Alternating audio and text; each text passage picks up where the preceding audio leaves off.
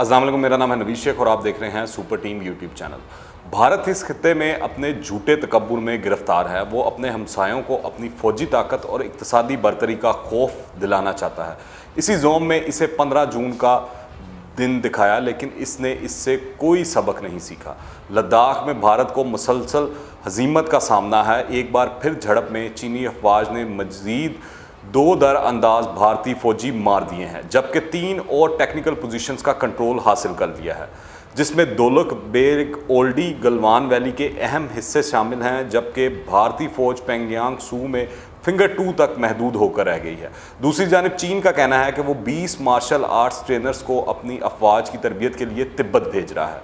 चीन की जानिब से इसकी सरकारी वजह नहीं बताई गई, ताहम चीन के बरवक्त फैसलों ने मोदी सरकार को बौखलाहट का शिकार कर रखा है।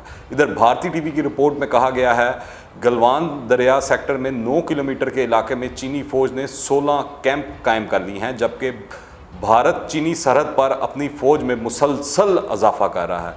इस दफ़ा चीन ने इलाके में खुद को महदूद करने की कोशिश नहीं की है, बल्कि वो बड़े पैमाने पर फ़ौज में इजाफा कर रहा है। सैटेलाइट के ज़रिए नई तस्वीर में इस बात की निशानदही हो रही है कि चीन ने गलवान इलाके में अपनी फ़ौजी पोजीशन मज़ीद मुस्तहकम कर ली है।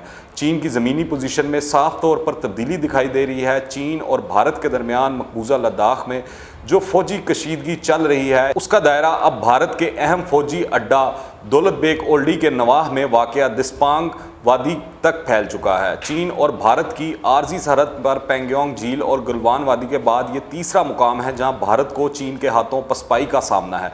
दिस्पांग वादी लद्दाख के बिल्कुल शमाल मशरकी कोने में एक बहुत ही बुलंद और इंतहाई सर्द मुकाम है। ये इलाका दिफाई एतबार से इसलिए अहम है कि इससे मुतसल शमाल में भारत का फ़ौजी अड्डा दौलत बेग ओल्डी वाक़ा है, जो चीन और भारत की सरहद से सिर्फ 8-9 किलोमीटर दूर है।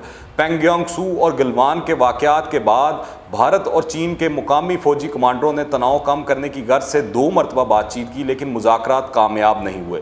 इसके बरक्स दोनों मुल्कों ने सरहद पर अपनी फ़ौजों की तादाद में मुसलसल इजाफा कर दिया है। जंगी जहाज़ और हेलीकॉप्टर्स सरहद के करीब अपने अपने फ़ौजी अड्डों पर भेज दिए गए हैं, जो इस इलाके में परवाज़ें करते रहते हैं। तनाव इतना बढ़ चुका है कि चीन और भारत के वज़ीर ख़ारजा गुज़िश्ता दिनों रूस में इकट्ठे हुए, लेकिन उन्होंने सर्दी तनाज़ा को सुलझाने के लिए एक दूसरे से बातचीत तक नहीं की। भारतीय वज़ीर आज़म नरेंद्र मोदी पर इनके मुल्क में सख्त तनकीद हो रही है कि गलवान वैदी में भारतीय फौजी हलाक हो गए, लेकिन वो चीन को जवाब नहीं दे सके। चीन के हालिया इक़दामात से भारत की चीन के मुकाबले में फ़ौजी कमज़ोरी और कमतरी खुलकर सामने आ गई है। कुछ अरसे से भारतीय हुक्मरान अपनी औकात से बाहर हो चुके हैं। चीन ने उनका दिमाग ठिकाने लगा दिया है। अब देस्पांग का महाज गर्म हो रहा है। इस वादी में चीन ने भारतीय फौज को गश्त करने से रोक दिया है। यूं तो तकरीबन सारी देस्पांग वादी चीन में शामिल है, लेकिन यहाँ पर 20 किलोमीटर का इलाका किसी एक मुल्क के कब्जे में नहीं था। दोनों मुल्कों की फौजें इस नो मैन लैंड पर पेट्रोलिंग किया करती थीं। चीन ने भारतीय फौज की गश्त पर कभी एतराज़ नहीं किया। अलबत्ता अब चीन का रवैया बदल गया है। इसकी वजह 2 अहम वाक़यात हैं, जिनसे चीन को अपने तहफ़्फ़ुज़ के बारे में तशवीश लाहक हुई और उसे फ़ौजी इक़दामात करने पड़े। एक तो भारत ने शमाल में अपने फ़ौजी अड्डे दौलत बेग ओल्डी को जनूबी मकाम दमोचक से मिलाने के लिए एक बड़ी शाहराह बना ली, जिसका वाहिद मकसद फ़ौजियों की नकलो हरकत और फ़ौजी साजो सामान लाना ले जाना है, क्योंकि यहाँ सैकड़ों मील तक इंसानी आबादी नहीं है। दूसरे, भारत ने फ़ौजी अड्डे दौलत बेग ओल्डी को आर्जी सरहद पर वाक़या पेट्रोलिंग मकामात से मिलाने के लिए छोटी सड़कें यानी फीडर्स बनानी शुरू कर दी। पेट्रोलिंग मकामात तो चीन की तरफ से भारत को नो मैन लैंड में दी गई, एक तरह की रियायत थी ताकि दोनों फौजों के दरमियान एतमाद की फ़ज़ा कायम रहे, लेकिन भारत ने इसको अपना मुस्तकिल हिस्सा समझना शुरू कर दिया। वहाँ ऐसी सरगर्मियाँ शुरू कर दी जिनका मकसद था कि चीन की सरहद तक भारतीय फ़ौज की नकलो हरकत को आसान बनाया जा सके। ये मुतनाज़ा मामला चल ही रहे थे कि भारत ने गुज़िश्ता साल अगस्त में रियासत जम्मू कश्मीर और लद्दाख की खुसूसी आइनी हैसियत ख़त्म करके इन्हें अपना वफाकी इलाका करार दे दिया। हालांकि लद्दाख एक मुतनाज़ा इलाका है। भारत ने इसी पर इक्तफ़ा नहीं किया, बल्कि इसके वज़रा बार बार ये बयान देते रहे कि भारत चीन का इक्साए चीन का इलाका भी वापस छीनेगा। इन इश्तियाल अंगेज़ बयानात ने चीन को अपनी सलामती के बारे में मज़ीद चौकन्ना कर दिया। चीन ने सरहद पर उन मकामात को महफूज बनाना शुरू कर दिया जहाँ से इक्साए चीन पर بھارتی فوج حملہ کر سکتی ہے۔ دراصل بھارت کے زیر قبضہ لداخ اور چین کے درمیان قراقرم کا پہاڑی سلسلہ ایک قدرتی سرحد کی طرح ہے جو شمال مغرب سے جنوب مشرق کی طرف ایک ٹیڑھی لکیر کی طرح پھیلا ہوا ہے۔ تاہم بھارت کے قبضے میں کچھ ایسے علاقے بھی ہیں جو قراقرم کے مشرق میں چینی علاقے سے متصل ہیں۔ ان میں ایک دیسپان کی وادی بھی شامل ہے۔ دونوں ملکوں کے درمیان عارضی سرحد لائن آف ایکچوئل کنٹرول اس وادی میں سے گزرتی ہے۔ 1962 میں چین اور بھارت کے درمیان جن علاقوں میں جنگ ہوئی تھی ان میں دیسپانگ وادی بھی شامل تھی۔ اپریل 2013 میں بھی یہاں دونوں ملکوں کی فوجوں میں کشیدگی ہو گئی تھی اور وہ 1 ماہ تک آمنے سامنے کھڑی رہی۔ تاہم سفارتی مذاکرات کے ذریعے یہ کشیدگی دور ہو گئی تھی۔ دیسپانگ وادی سے جڑا ہوا دولت بیگ اولڈی کا فوجی اڈہ بھارت کے توسیع پسندانہ عزائم کا بڑا مرکز ہے جسے 1962 میں تعمیر کیا گیا تھا۔ اگر بھارت کے عزائم نیک ہوتے تو اس دور دراز سرد علاقے میں فوجی سرگرمیاں بڑھانے کا کوئی جواز نہیں تھا۔ سردی کے موسم میں یہاں درجہ حرارت -55 تک گر جاتا ہے۔ 16,500 فٹ کی بلندی پر واقع یہ دنیا کا بلند ترین ایئر فیلڈ سمجھی جاتی ہے۔ جب سے بھارت اور امریکہ کے درمیان اتحاد ہوا ہے دلی کے حکمران اس فوجی اڈے کو مسلسل توسیع دے رہے ہیں۔ اس کا صاف مطلب یہ ہے کہ بھارت اس جگہ کو عالمی سیاست اور چین امریکہ سر جنگ میں استعمال کرنے کی تیاریاں کر رہا تھا۔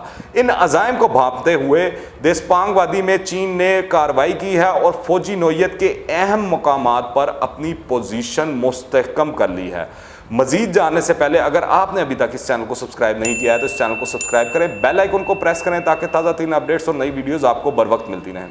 بھارت نے چین کے ساتھ لداخ کی سرحد پر جھڑپ کے بعد علاقے میں زمین سے فضا میں مار کرنے والا میزائل سسٹم بھی نصب کر دیا ہے۔ روزنامہ ٹائمز آف انڈیا کے مطابق بھارتی حکام نے کہا ہے کہ چین کے جنگی طیاروں اور ہیلی کاپٹروں کی طرف سے کسی ممکنہ خطرے کے مقابل علاقے میں میزائل سسٹموں کی تصنیف کی گئی ہے، مگر میں آپ کو بتاؤں یہ میزائل چڑی مارنے کی بھی صلاحیت نہیں رکھتے۔ ان کی بوکھلاہٹ کا اندازہ اس سے لگائیں کہ بھارت کی جانب سے فوج کی نقل و حرکت میں دن با دن اضافہ ہوتا جا رہا ہے کیونکہ کشیدگی میں کمی کے کوئی آثار نہیں دکھائی دے رہے ہیں۔ اب تو کشمیر میں مقامی انتظامیہ نے گزشتہ روز حکام کو آئندہ 2 ماہ کے لیے LPG گیس سلنڈرز کا ذخیرہ جمع کرنے کی ہدایت کر دی ہے۔ دوسری جانب مرکزی کشمیر کے ضلع گاندربل میں تمام سرکاری اور نجی اسکولوں کو فوج کے لیے خالی رکھنے کی ہدایات بھی سامنے آ گئی ہیں۔ وادی گلوان اور ڈسپینگ جیسے علاقوں میں گزشتہ 2 ہفتوں کے دوران بھارت نے اپنی فوج میں زبردست اضافہ کیا ہے اور اس کے مطابق وہ ایسا علاقے میں چینی فوج کی موجودگی کے سبب کر رہا ہے۔ بھارت کے ایک معروف انگریزی اخبار نے حکومتی ذرائع کے حوالے سے لکھا ہے کہ بھارت نے چین کے ساتھ سفارتی اور فوجی سطح پر بات چیت رکھنے کا فیصلہ کیا ہے، تاہم جب بھی اور جہاں بھی ضرورت پڑے اسے عسکری جواب دینے کے لیے بھی تیار کیا جا رہا ہے۔ ہم قدم پیچھے نہیں ہٹانے والے، ہم ان کا مقابلہ کریں گے۔ اخبار کے مطابق سینئر حکومتی نمائندے سے جنگ کی صورت میں ہونے والی بڑے پیمانے کی تباہی اور اس کے نتائج کے حوالے سے سوال کیا گیا کہ اس کے سنگین مضمرات برآمد ہو سکتے ہیں، تو جواب ملا کہ نتائج کے بارے میں بہت زیادہ فکر کرنے سے ہم پیش رفت یا پیش قدمی نہیں کر سکتے۔ یعنی بھارت نے اب مکمل طور پر خودکشی کرنے کا فیصلہ کر لیا ہے۔ بھارت کی جانب عسکری تیاریاں زور و شور سے جاری ہیں۔ بھارتی وزیر اعظم نریندر مودی نے گزشتہ روز قوم سے اپنے خطاب میں چین کے نام لیے بغیر کہا تھا کہ بھارت کی طرف آنکھ اٹھانے والوں کو سخت جواب دیا جائے گا۔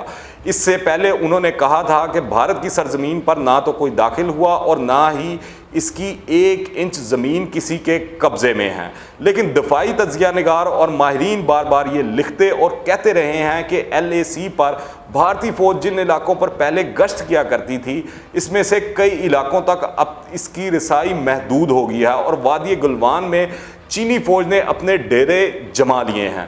بھارت انہی علاقوں سے چینی فوج کو پیچھے جانے کا کہہ رہا ہے، لیکن چین کا کہنا ہے کہ سرحد پر تمام طرح کی موجودہ کشیدگی کے لیے بھارت ذمہ دار ہے، جس نے کئی چینی علاقوں میں در اندازی کی کوششیں کی اور متنازع علاقوں میں تعمیرات کا کام شروع کر رکھا ہے۔ اس دوران جہاز رانی اور ٹرانسپورٹ کے مرکزی وزیر نتن گڈکری نے کہا ہے کہ مختلف بندرگاہوں پر چین سے آنے والا جو سامان کسٹم کی وجہ سے پھنسا ہوا ہے اسے فوری طور پر چھوڑا جائے، ورنہ اس سے چین کا نہیں بلکہ نقصان بھارت کا ہوگا۔ سرحد پر کشیدگی کے سبب بھارت میں چینی مصنوعات کی بائیکاٹ کی مہم چلی ہے، جس کی وجہ سے بہت سی کمپنیوں نے جو سامان پہلے ہی آرڈر کیا تھا وہ بھارتی بندرگاہوں سے ریلیز نہیں کیا گیا ہے۔ نتن گڈکری کا کہنا تھا کہ جس سامان کی قیمت بھارتی کمپنیاں پہلے ہی ادا کر چکی ہیں ان کے روکنے سے بھارت کا ہی نقصان ہوگا۔ ہم زیادہ سے زیادہ یہ کر سکتے ہیں کہ درآمدات کے لیے ڈیوٹی میں اضافہ کر دیں، لیکن اہم ساز و سامان کو روک نہیں سکتے، اس سے کام رک جائے گا، نقصان بھارت کا ہوگا۔ یہ تو کچھ نہیں، بھارت میں ایک نئی بحث اور چل پڑی ہے کہ بھارتیوں کے خداؤں کی اکثر مورتیاں چین سے بن کر آتی ہیں، تو بہت سے لوگوں کے خیال میں ان کی دعائیں اس لیے قبول نہیں ہو رہی ہیں کیونکہ وہ مورتیاں چینی ہیں اور چین سے بن کے آ رہی ہیں۔ یہاں تک کہ بھارتی وزیر یہ کہنا شروع ہو گئے ہیں کہ ہمارے تو بت بھی چین سے بن کر آتے ہیں۔ اس وقت انڈیا میں بننے والے سمارٹ فون کا 100% دار و مدار چینی ایکسیسریز پر ہے، یہاں تک کہ آئی فون بھی گوداموں میں اربوں ڈالرز کا چینی مال رکھا ہے جو آئندہ چند ماہ میں ہندوستانی مارکیٹ میں فروخت کرنا ہے، جو اگر نہ ہو سکا تو ہزاروں تاجر بینکرپٹ ہو جائیں گے۔ ہندوستانی صنعتوں میں استعمال ہونے والے خام مال کی ابتدائی ادائیگیاں چین کو کی جا چکی ہیں، جس کا ڈیٹا کسی کے پاس نہیں۔ اندازہ ہے کہ یہ ٹریلین ڈالرز تک ہو سکتی ہیں۔ ان حالات میں بھارت کیسے چین کا بائیکاٹ کرے گا؟ مگر پاگلوں کے سروں پر سینگ نہیں ہوتے۔ یہ صرف تصویر کا ایک رخ ہے۔ اس وقت چین جانتا ہے کہ ہندوستانی عوام جذبات اور وقتی جوش کا شکار رہتی ہے۔ وہ یہ بھی جانتے ہیں کہ انڈین حکومت اپنی خراب معاشی حالت اور بگڑتے ہوئے سماجی حالات کا زیادہ دیر تک مقابلہ نہیں کر سکتے۔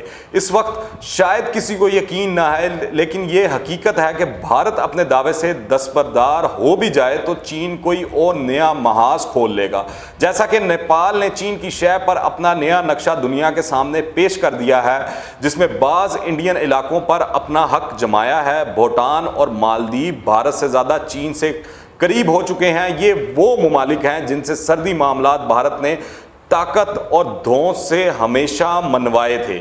یہ سب اپنی جگہ، مگر سوال یہ ہے کہ چین آخر چاہتا کیا ہے؟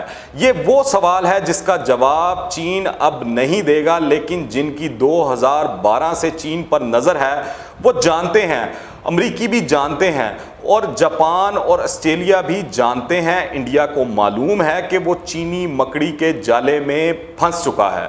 جتنی مذمت کرے گا یہ بندشیں مزید سخت ہوتی جائیں گی۔ جو ممالک اب تک ہلہ شیری دے رہے تھے وہ خود چینی معیشت کے دیو سے سہمے ہوئے ہیں۔ دراصل یہی امتحان ہے کہ انڈیا کب تک چینی مفادات یعنی ون بیلٹ ون روڈ میں اسٹریٹجک پارٹنر بننے سے انکار کرے گا۔ حقیقت یہ ہے کہ ون بیلٹ ون روڈ کو امریکہ، بھارت اور نیٹو ممالک کی طرف سے خطرہ سمجھا جا رہا ہے۔ چین کا اثر رسوخ کم کرنے کے لیے جنوبی چین سمندری تنازع، ہانگ کانگ اور تائیوان کو سرخ روشنی سے رنگا جا رہا ہے، لیکن ایسا لگتا ہے کہ اس سب کے باوجود حالات بیجنگ کے حق میں سازگار ہیں، اور وہ وقت زیادہ دور نہیں جب چین سپر پاور کے طور پر عالمی رہنما کا کردار سنبھال لے گا۔